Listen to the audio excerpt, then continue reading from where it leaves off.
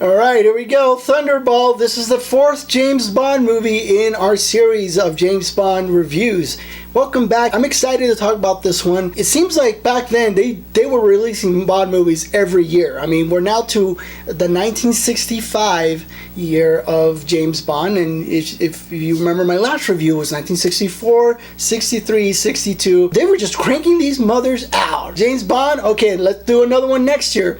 Sean Connery's a busy guy. Thunderball is the fourth movie. This one's also directed by Terrence Young. This guy did the first and the second James Bond movie in the series and took a break with the third one, and now he's back on the fourth one with Thunderball. Here, James Bond is investigating. They stole 2 nuclear warheads from the Air Force. They're going to hold the world for ransom because if they don't pay up this huge amount of money, I think it was like $100 million, $11 billion, $100 million. If they don't pay up the $100 million, they're going to bomb New York City, Washington. I mean, they've got 2 warheads, so London and Washington, D.C. They're going to bomb places with these suckers, right? And then they want people to take them seriously, and they have proof, they provide proof of the serial number of the warhead, how many they have, and where it came from, and so on. So they take him seriously, and we need to stop these guys or we're going to have to pay up because we don't want to risk them setting off these warheads. So, of course, who do they call? James Bond. He goes and takes the lead on this one and goes and investigates where the bombs might be located. He has a lead of where to end up and goes to Bahamas. The man that supposedly stole these bombs, his sister is in this location. He feels that's his first step.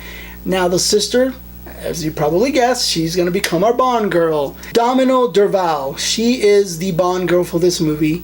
And in my previous review, I talked about, and I'm always going to talk about the Bond girls, by the way, because it's a part of the series, and I want to compare all of them. In Goldfinger, she was a strong one.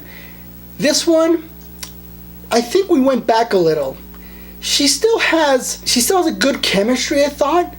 But again, they went back to almost a child-like type personality. Now she is a slave for the bad guy, the one that stole the bomb, which, by the way, we'll get to him. I don't know, she just has this like weird notion about the world. She feels like she should be with this guy, even though all she's there for is pleasuring him. And she's like, oh, but he's taking care of my brother. I'm like, they lost me again with the Bond girl. Why? She did so good with the last one in Goldfinger. She was strong. She was a pilot. Sure, there were things that didn't work, but it was still good. And then they went back to this, like, ew. So, weak spot there for me with the Bond girl. It just kind of fell back down. Now, the bad guy. This one he's the number 2 in the Spectre organization. They all go by numbers, so obviously we've got number 1, who's the head boss here.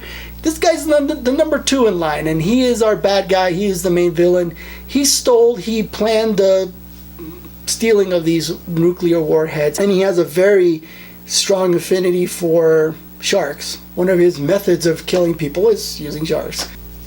As far as at times he was believable. There were little things in there that maybe back in the time, 1965, that just seemed like, whatever, but it just seemed a little silly at times, some of the things he would say or how he said them, and it brought me out a little. Again, it didn't feel as a very menacing guy. It worked okay for his part. The henchman of this movie, again, not a single word was said by him. I wonder if back then you gotta either be very little lines or nothing at all, but this guy supposed to be very threatening, and again, I didn't feel like he was. He basically gave you all these, those kind of looks, and you're like, oh, am I supposed to be scared now? Or I got a knife, or you've got a knife, and you're supposed to be menacing? It didn't match up to James Bond. I always feel like the main henchman has to either be just this bigger brute guy or match up against him, and I didn't feel like he did. And he was this scrawny, skinny little guy too, and he's supposed to be very menacing, and it just didn't work. So the henchman didn't take me out of the movie, but I don't know, it could have been better, especially now that we are getting more into the series, they're basically, we're in the fourth one now, and they're really making time for these movies. So you would think that they're going to invest more money, get some better actors. I don't know, it just didn't work for me. The movie overall was okay. There was a lot of underwater diving involved in this movie. Sean Connery was in the water a lot. If he was trying to get scuba certified, he definitely got it in this movie, because man, they're there a lot in the beach, in the water, fighting with sharks. There was a scene in there, actually, if little fun fact, that there was Sean Connery was actually swimming in this like water tunnel, and when he's swimming there, he's supposed to go one direction, and then the shark's supposed to come in. Well, what ends up happening is the guy that's supposed to open the cage to let the shark through did it a little too soon, and Sean Connery actually swims by a shark that wasn't supposed to happen, but did.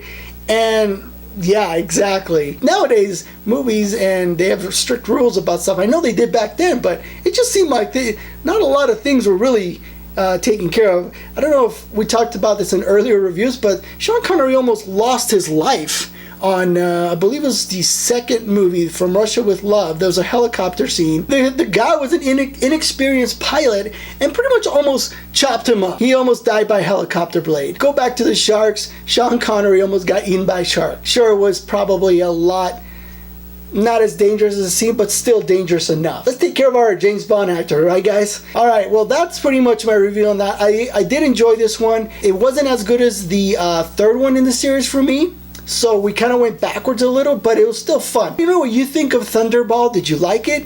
What didn't you like? Did you think the same thing that I did about The Henchman? Anyways, thanks again for coming each week for these James Bond reviews. If you like, give me a like. I like those thumbs up. Please share this with people, especially those that love James Bond. I want to get their thoughts too. And then if you're new, subscribe. Always subscribe. It's the best thing to do. Thanks again for coming, and I hope that you guys are watching movies, because I know that I am.